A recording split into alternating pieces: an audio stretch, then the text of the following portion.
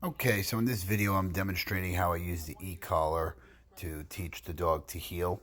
So I'm explaining to the owner here how we're going to use low level. Level 6 was what was working in my yard for basic commands like sit and place and down. And now we're going to start moving. If the dog starts to pull ahead, I'm going to hold the button and guide the dog back into position. My position is I just want the dog's head at my side. I don't want them pulling forward. I don't want them pulling to the side. They're also not allowed to react to anything.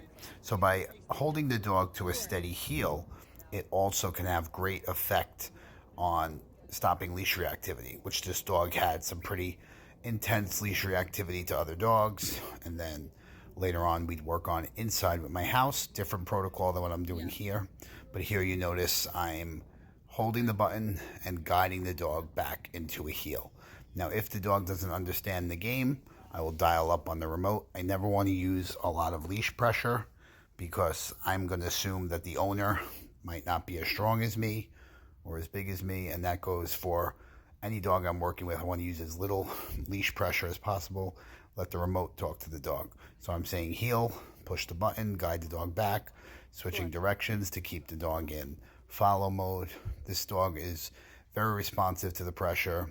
You see the tail is up. He's not shut down or depressed or sad like you'll hear a lot of people assume dogs with the e-collar are. Here I'm adding in a couple of little leash pops just to help guide him as well. Turning around, saying heel again. It's very windy, so that's why I'm doing a little voiceover here. And if you notice how the dog is walking, this is literally his first session with the e-collar. I'm holding my hand out to show I'm not using the button the whole time.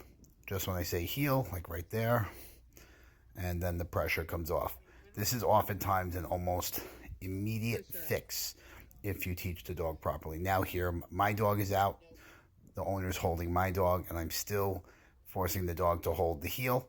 The difference here is I might have to dial up a little bit because now the dog is distracted by my dog, and his initial reaction is he might want to react and explode. But you'll notice here how he's walking, and the owner has my dog, which obviously is very stressful for the dog as the owner is the most important person to them, but he still does not react. Good job, Cassie. Thanks for helping. And the dog is walking perfectly. Good job.